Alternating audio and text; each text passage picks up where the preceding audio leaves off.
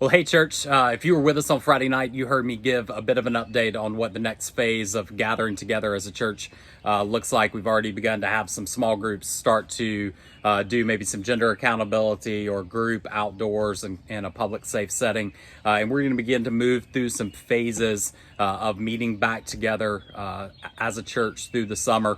Gonna play it safe and attempt to provide easy avenues for people to get some wins, to take some small steps to being back together, and just kind of see how it goes. So what you need to know, one, is that we're holding everything loosely. So in 6 months ago, you could really set hard and fast dates and make clear plans for what's to come. This is not the reality anymore. And so we're telling this is what we think is going to happen, but we're giving a lot of wiggle room to shift and adjust as we need to.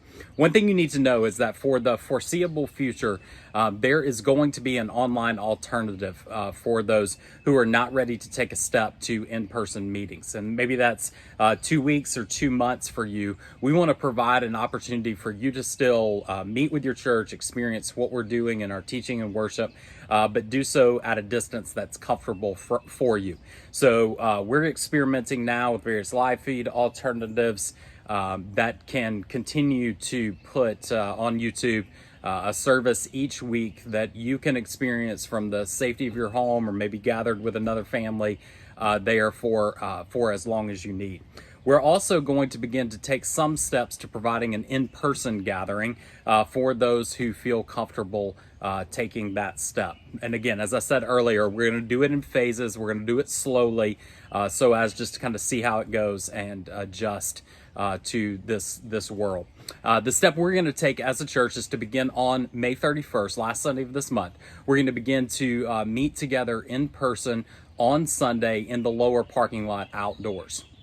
As we consider the options with space requirements, also the best data that we could gather from the community that's writing on this virus, an outdoor gathering provides the best opportunity for people to be together in mass, but also to prevent against a lot of the potential spread of the virus and a lot of promote a lot of the social distancing practices that we desire. Also, outdoors gives us an easier way to manage the dynamics related to kids and kids being with parents in the auditorium. As we thought about doing 3 or 4 multiple services on Sunday indoors with children there versus being able to do something outside, children with their parents in more of a festival type environment, this seemed like the best win for us to try to ease back into the process of regathering.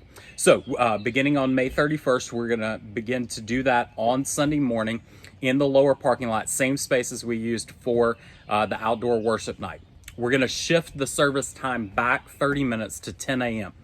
This is an effort to deal with a little bit of the heat that's going to be in the parking lot, and to allow us to get in when it's a bit cooler. We're going to provide the same level of engagement where you can come, bring your tailgating chairs and sit in the parking lot with your family, bring a blanket and hang out there in the parking lot, or kind of a concentric circle around that group.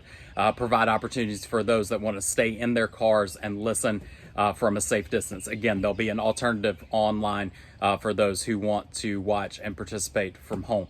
Word of warning, it's going to be warm regardless of what time we do it. It's going to be warm outside for us together. And so I want to encourage you to take whatever steps that you need to take in that event, kind of surrounding the seats and hopefully not blocking the stage. We'll have some tailgating tents set up for you. If you want to bring an umbrella or a fan of some kind, something like that, we encourage you to do whatever is going to be most advantageous for your family to be able to participate. We are going to work really hard to keep the services short. So 10 to 11, we'll shorten the music each week, try to shorten the sermon time, and provide an opportunity for us not to cook in the parking lot together, but really have an opportunity to worship and celebrate God's goodness and learn from His Word, and just kind of get back in the groove of meeting together.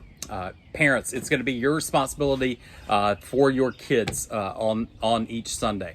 We're going to ask that your children stay with you, that they're not running throughout the parking lot. We have blocked off Central Avenue, so the cut-through street, and we'll have it clearly marked out what the boundaries are for us as we gather. But we're not going to have like a kid zone, not going to have people watching the children inside.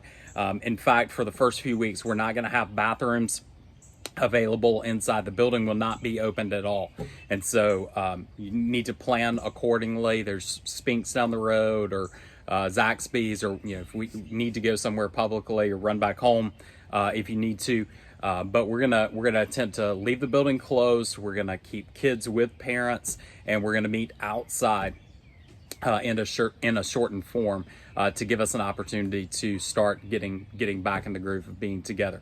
We're going to do this for a number of weeks, probably through Father's Day. I say probably because we'll monitor and adjust, but we're going to take 3 or 4 weeks to let this rhythm run, see how other churches engage as they start to open up indoors, and figure out what's wise for us as we move forward with some of the building constraints, narrow hallways, condensed child areas, what we can do moving into the latter part of June and July.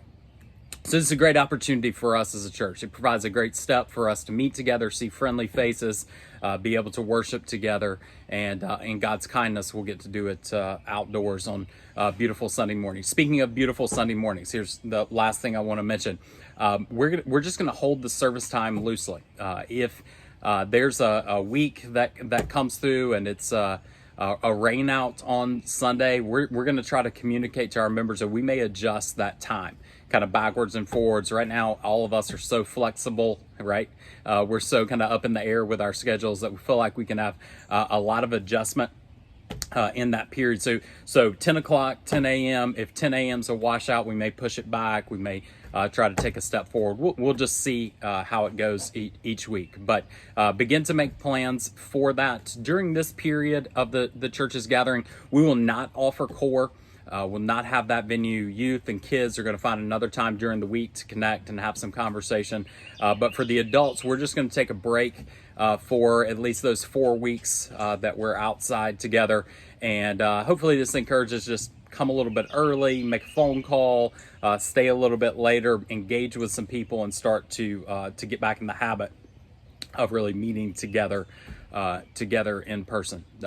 Again, we should be encouraged. God's been gracious to us. As best I can tell, best the pastors can tell, we've weathered through this pandemic well, and God's grace has been evident in our families and the maturation that we've seen, we've experienced, and by God's grace, the unity that His Spirit has brought to His church, even when we cannot be together in person. I'm super excited, though, about being back with you. I'm excited to see faces when I preach. I'm excited to be able to have conversation about God's work in your life apart from Zoom meetings and the protocol that goes with that, and man, just provides a lot of encouragement for us as we head into the summer. If you have any questions, the pastors are super open to those. Again, we're making what we think is the best decision for the church that God's called us to shepherd, and we'll monitor and adjust as we go. Thanks for your grace. Thanks for extending it to us as we try to lead under the Good Shepherd's ever-present care, and really look forward to seeing you outside here in a week or so.